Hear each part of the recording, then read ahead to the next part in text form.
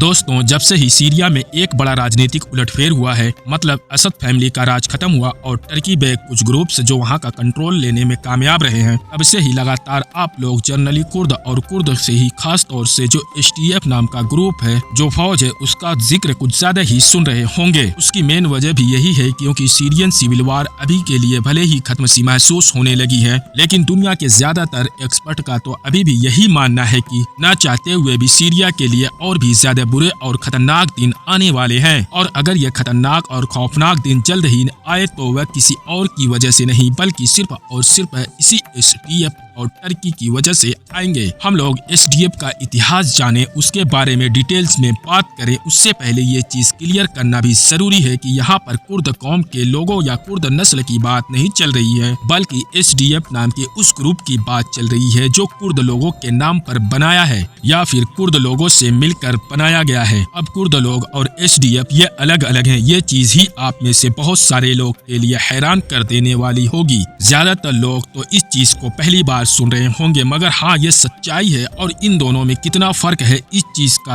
अंदाजा सिर्फ इसी बात से लगाया जा सकता है कि जब HTS नाम का ग्रुप सीरिया पर कंट्रोल लेने में कामयाब रहा तो उसके जो लीडर है, मतलब कि अबू मोहम्मद अल जुलानी, उन्होंने जब अपना बयान दिया तो उसमें कुर्द को अपना मुसलमान भाई बताया, जबकि SDF नाम के ग्रुप को और उसके लोगों को आतंकवादी कहा। वैसे आप में से ज्यादातर लोगों को तो ऑलरेडी ये बात पता ही होगी कि कुर्द दुनिया की एकलौती ऐसी कौम है जिसकी आबादी इतनी ज्यादा है, मगर उसके बावजूद भी उनका अपना कोई देश नहीं है। लोकेशन के एंगल से देखें तो ये मिडिल ईस्ट में आबाद तो एक साथ ही है, एक जगह पर ही है, लेकिन इनका यह पूरा इलाका आज टर्की, सीरिया, इराक और ईरान जैसे देशों में डिवाइड है। दुनिया की और भी बेशुमार कौमों की तरह अंग्रेजों की मदद करने के बदले में इस कौम को भी इनका अपना एक मुल्क देने का वादा किया गया था, लेकिन बाद में न तो इनको अपना मुल्क दिया गया, बल्कि जब आसपास में नए नए देश बनाए गए तो इनका जो पूरा इलाका था जहां पर ये लाखों में आबाद थे,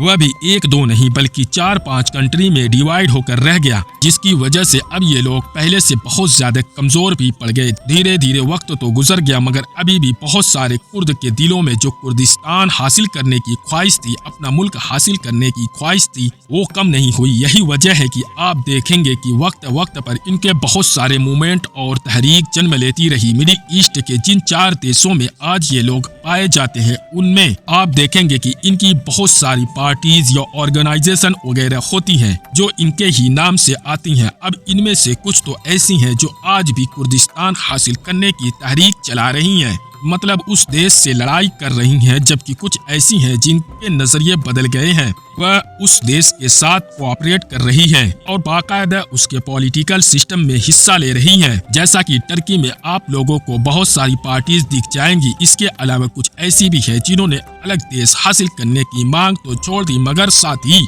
कुछ स्पेशल राइट हासिल कर लिए, मतलब उनको आजादी दे दी गई कि वह रहेंगे तो देश के साथ ही देश की बात मानेंगे, लेकिन उनके जो सिस्टम होंगे, उनका जो पूरा इलाका होगा, वह खुद ही कंट्रोल करेंगे। जैसा कि इराक के अंदर आप लोगों को कुर्दिस्तान का आजाद इलाका देखने को मिल जाएगा। अब इसी में से एक नाम निकल कर आता है SDF का। इसकी फुल फॉर्म है सीरियन डेमोक्रेटिक फोर्सेस। नाम से ही पता चल गया होगा कि यह टर्की और इराक या ईरान वगैरह में नहीं, बल्कि सीरिया में एक्टिव है। और यही वो ग्रुप है, यही वो फोर्स है कि जिसको टर्की आज के दौर में अपना सबसे बड़ा दुश्मन मानता है, बल्कि आप ये कह सकते हैं कि जिसकी दुश्मनी की वजह से ही सीरिया में टर्की इतना ज्यादा इन्वॉल्व रहा है और सीरिया के अंदर उसने इतना सब कुछ किया है। सीरिया में मौजूद कुर्दों के इस SDF की बुनियाद 2015 में अमेरिका की मदद से रखी गई थी, बल्कि आप कह सकते हैं कि यह एक ऐसा ग्रुप है कि जो लगातार अमेरिका की मदद पर ही चलता आया है।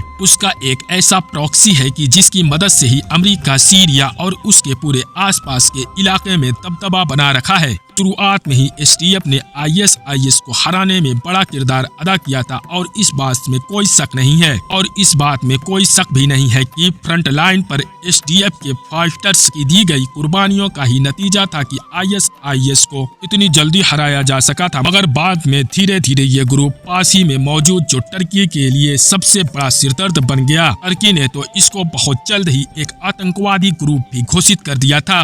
उसकी वजह यही थी कि टर्की का शुरू से ही ही ये इल्जाम था, या आप कह सकते हैं कि यह सच्चाई भी है कि एसडीएफ नाम के इस ग्रुप के डायरेक्ट लिंक या इनडायरेक्ट रिश्ते पीके के साथ हैं, जो टर्की के पहाड़ी इलाके में एक्टिव है। ऐसा कुर्द ग्रुप है कि जो पिछले कई दशकों से टर्की के खिलाफ गोरिल्ला फाइट करता आया है। टर्की के अंदर कभी कभी आतंकवादी हमलों को भी अंजाम दे देता है और मकसद सिर्फ यही है कि टर्की को तोड़ना और टर्की को तोड़कर कुर्दिस्तान बनाना। वैसे टर्की देश के विचार भी एसडीएफ के बारे में कुछ एचटीएस की तरह ही है, मतलब टर्की भी कुर्दों को और एसडीएफ ग्रुप के अलग अलग तरह से देखता है। वह भी कुर्द लोगों को अपना मुस्लिम भाई बताता है। बल्कि अभी कुछ वक्त पहले ही टर्की के जो फॉरेन मिनिस्टर हैं, उनका एक बयान भी वायरल हुआ था, जिसमें वह स्पीच देते हुए कह रहे थे हमारे रिश्ते तो कुर्दों के साथ बहुत अच्छे हैं। वो एग्जाम्पल दे रहे थे कि इराक के जो कुर्दिस्तान के इलाके ही कुर्द पार्टी है या फिर जो लोग हैं, उनसे हमारे अच्छे रिश्ते हैं। सीरिया के भी बहुत सारे कुर्द ग्रुप हैं जिनके साथ हम अच्छे रिलेशन शेयर करते हैं, लेकिन क्योंकि एसडीएफ के लिंक पीके के साथ है जो कि एक आतंकवादी ग्रुप है, तो इसको तो बिल्कुल बर्दाश्त भी नहीं किया जा सकता है। उन्होंने ये भी कहा है कि वैसे भी ये जो एसडीएफ है,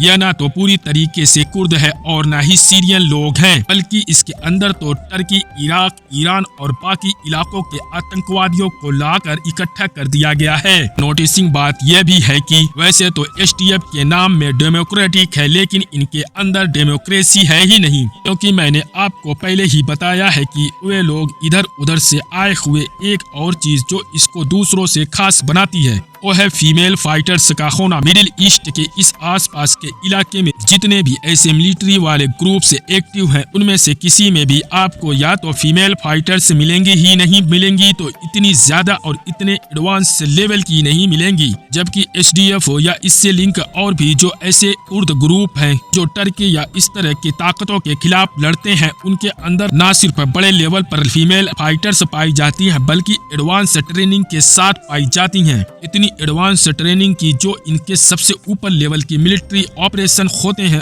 उसमें भी बाकायदा फीमेल फाइटर्स हिस्सा लेती हैं। जैसा कि अभी कुछ महीने पहले भी आपने देखा होगा कि टर्की के अंदर एक आतंकवादी हमला हुआ जो बमुश्किल 2 से 3 लोगों ने ही अंजाम दिया था। उसमें भी क्लियर फुटेज और वीडियोज में से एक बहुत ही एडवांस वाली फीमेल को देखा जा सकता था। अब ताजा हालात पर नजर डालें तो एसडीएफ सीरिया के एक बड़े इलाके पर कंट्रोल रखती है, जो लगभग पूरी कंट्री का 20 से 25% के करीब बनता है। यही वजह है कि जब सीरिया में असद गवर्नमेंट गिरी और जो बहुत सारे छोटे बड़े ऑपरेशन ग्रुप्स थे, वह सीरिया का कंट्रोल लेने में कामयाब भी रहे। साथ ही में इस तरह की बातें भी होना शुरू हो गई कि शायद अब सीरिया कई टुकड़ों में डिवाइड हो जाएगा। वो इसलिए क्योंकि ये जितने भी छोटे छोटे ग्रुप है, यह पावर हासिल करने के लिए आपस में ही लड़ पड़ेंगे। जिसके हाथ में जो इलाका आएगा वह उस पर कब्जा कर लेगा। तो इस तरह की बातों के बीच में, इस तरह की खबरों के बीच में सबसे ज्यादा उम्मीद अगर किसी पर जताई जा रही थी तो वह ग्रुप था एसडीएफ। मतलब ये माना जा रहा था कि सबसे आसानी के साथ एक बड़े इलाके पर कंट्रोल एसडीएफ ही हासिल करेगा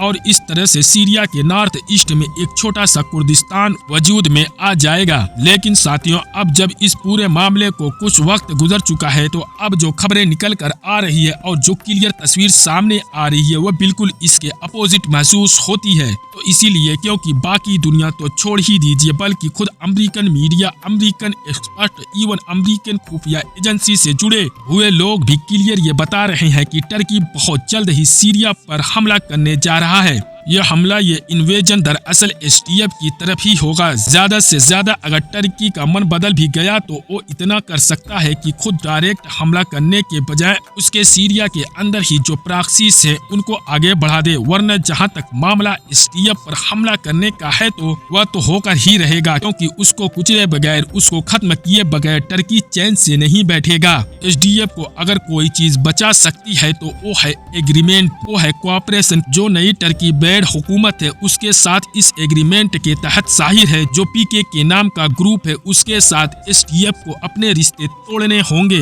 हो सकता है इनको हथियार भी छोड़ने पड़े। सीरिया या टर्की जैसे देशों को तोड़कर अलग देश बनाने की जो मांग है उसको भी छोड़ना पड़ेगा, और मुमकिन है कि इन तमाम चीजों के बदले में एसडीएफ को भी खुश करने के लिए स्पेशल राइट्स, इनका सीरिया का जो अपना खास और लोकल इलाका होगा वहाँ पर एक अलग तरह की आजादी दे दी जाएगी, बिल्कुल वैसे ही जैसे इराक के कुर्दिस्तान के इलाकों में मिली हुई है। इसी एग्रीमेंट के तहत ही ये लोग टर्की के अंदरूनी मामला में इंटरफेयर करना बंद कर सकते हैं। बदले में टर्की भी इन लोगों को यह गारंटी दे सकता है कि वह भी इन्हीं लोगों की तरह फिर से इनके अंदरूनी मामलात में दखल अंदाजी यानी कि इंटरफेयर नहीं करेगा। अगर जल्द ही कोई इस तरह का एग्रीमेंट या डील नहीं होती है तो फिर एसडीएफ एक ऐसी जंग से नहीं बच सकता है कि जो जंग उसके वजूद को ही खत्म कर डालेगी। अब आप कह रहे होंगे कि आखिर मैं ऐसी बात क्यों कर रहा हूँ, एसडीएफ तो इतने लंबे वक्त से है, उसके ऊपर तो अमेरिका का हाथ है, उसको इतनी आसानी के साथ कैसे खत्म किया जा सकता है। तो दोस्तों एसडीएफ इस वक्त सबसे ज्यादा कमजोर हालात में है और बड़ी ही आसानी के साथ टर्की उसको खत्म कर सकता है। इसके पीछे कई वजह है। सबसे पहली और बड़ी वजह तो यह है कि एसडीएफ अंदरूनी तौर पर पूरी तरह से कमजोर पड़ चुका है। जिन इलाकों में इसका कंट्रोल है वहाँ के कुर्द लोग उसे बिल्कुल भी खुश नहीं है। खुश ना रहने की वजह यही है कि उसमें डेमोक्रेसी बिल्कुल नहीं है।